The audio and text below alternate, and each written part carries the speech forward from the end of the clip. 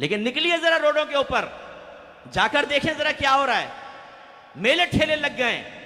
ڈھول ڈھمکے پہ لڑکے ڈانس کر رہے ہیں، مسجدوں کے چھجوں پہ ڈانس ہو رہا ہے، لڑکیوں کو حور بنا کے بٹھایا ہوا ہے،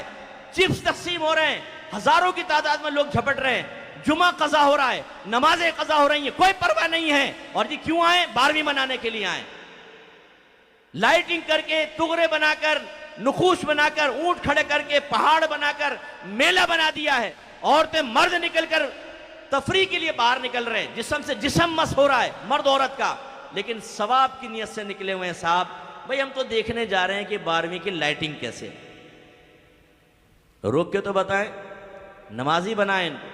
اب جب ہم اس قسم کی نشاندہی کرتے ہیں، پھر وہی بھئی یہ سنیوں کے خلاف بولتے ہیں۔ ارے بھائی کیا ان خرافات کرنے والے کو آپ سنی کہیں گے؟ میں کہتا ہوں خدا کی قسم، اگر سنیت سے خارج کرنا ہے نا، ان لوگوں کو کرو۔ لیکن ہمارے الٹا حساب ہے، جو ایک عالم دین اصلاح کرے بولتے لگتا نہیں سنی، اس کو خارج کر دو۔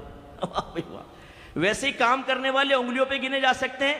اس قسم کے لیڈروں کی حماقت کہوں یا اس کو حکمت کہوں، ان کے نزدیک حکمت ہوگا، میں تو حماقت کہوں گا کہ آپ گنے چنے افراد کو بھی سنیت سے خارج کرنے کے چکر میں ہیں، تو پھر سنیت کا ہوگا کیا یہ بتائیں؟ جاہلوں کے ہاتھ میں دے دیں ہم سنیت کو؟ تو اس طرح کی تائید کی وجہ سے بھی لوگ اطاعت سے دور ہو گئے، معمولات کا عادی بنا دیا صاحب، فضائل کا عادی بنا دیا، یہ پڑھیں گے یہ فضیلت، یہ کام کرو یہ فضیلت، اتنی رکعت پڑھ لو یہ فضیلت، اتنی چیزیں لکھ دو بسم اللہ اتنی مرتبہ تم نجات پا جاؤ گے، برکت ہی برکت ہو جائے گی، فلاں فلاں فلاں مزار پہ چلے جاؤ چادر چڑھا دو تمہارا کام ہو جائے گا۔ ہمارے گھر میں ان معمولات کے ہم عادی بن گئے، جن کو میں ناجائز نہیں کہہ رہا ہوں، ہر چیز ناجائز بھی نہیں ہوتی بشرطے کہ بالکل شرعی قیودات کے ساتھ۔ لیکن آپ میری بات کا اعتراف کریں گے، ایک گھر میں نماز نہیں پڑھی جا رہی، قرآن پاک ترجمہ تفسیر سے نہیں ہو رہا، اس کتاب میں اس گھر میں حدیث کی کوئی کتاب نہیں ہے، سیرت کی کوئی کتاب نہیں پڑھی جاتی، لیکن 11ویں ہو رہی ہے، 12ویں اہتمام سے ہو رہی ہے، 9 اور 10 محرم کی نیاز بڑے اہتمام سے ہے، کنڈوں کی نیاز کبھی نہیں چھوڑی ہے، ماہانہ ختم قادری بھی ہو رہا ہے، آیت کریمہ کا ختم بھی ہو رہا ہے، ابا مرے تو تیجا 40واں بھی کیا گیا ہے، لیکن جو اصل دین تھا، جس کی ترقین، جس کی ترغیب، جس کے بارے میں حکم قرآن و حدیث میں موجود ہے، وہ نہیں ہو رہا۔ یہ کس نے ذہن بنایا؟ یہ ہمارے ان مقررین نے بنایا ہے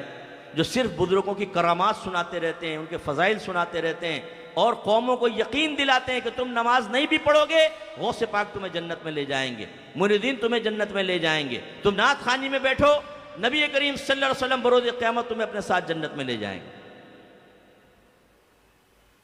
ہمارے بزرگوں کو اللہ تعالیٰ دنیا میں اور آخرت میں بڑی طاقتوں سے نوازتا ہے، اس کا انکار نہیں۔ میرے آقا صلی اللہ علیہ وسلم بروز قیامت جس کی طرف اشارہ کر دیں گے بخش دیا جائے گا۔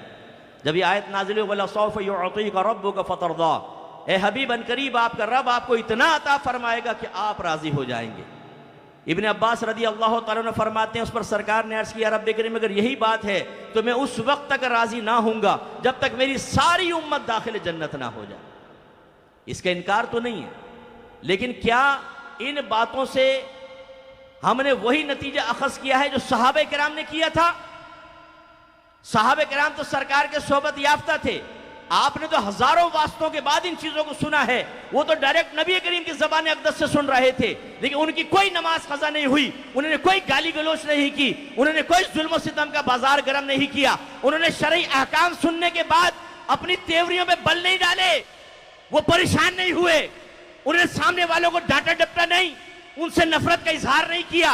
انہوں نے اپنے گھر والوں کو آزاد نہیں چھوڑ دیا کہ جو گندگی کرنی ہے کرو، نہیں، بلکہ وہ ان باتوں کو سننے کے بعد اور شریعت پر سخت ہو گئے اور اللہ کا خوف اپنے دل میں محسوس کیا۔ لیکن ہمارے علماء بعض اوقات اور ہمارے پیر عظام اللہ تعالیٰ رحمت نازل فرمائے ان پیروں کے اوپر، انہوں نے بھی بڑا بیڑا غرق کیا، اپنے آستانے کی تعداد بڑھانے کے لیے صحیح جو اصلاح کرنی چاہیے وہ چھوڑ دیں کہ لوگ بدزنوں کے نہ بھاگ جائیں، فضائل کرامات ذکر کرو، اللہ اللہ، ارے پہلے بھائی مرید کو حرام تو چھڑوا دو،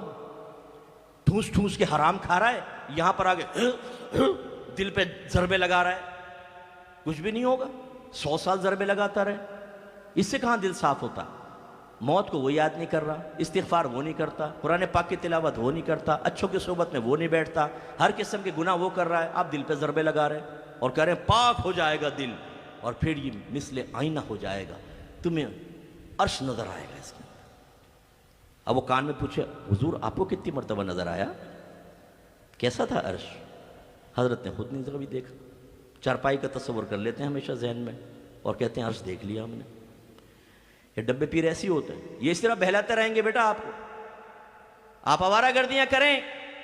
ہر طرح کا غلط کام کریں، پھر آ کے 1,00,000 کا چیک دے پیر صاحب کو اور کہیں کہ حضور کچھ باطنی حالت خراب ہے، پتہ نہیں میرے آخرت میں کیا ہوگا، چیک لے کے جیب میں رکھیں گے، بیٹا تو فکر کیوں کرتا ہے، فقیر ہے نا، یعنی کرو آوارہ گردی، کوئی مسئلہ نہیں ہے، کرو لگے رہو، ہے نا ہم۔ ان لوگوں نے بیڑا غرق کر دیا ہماری قوم کا۔ امام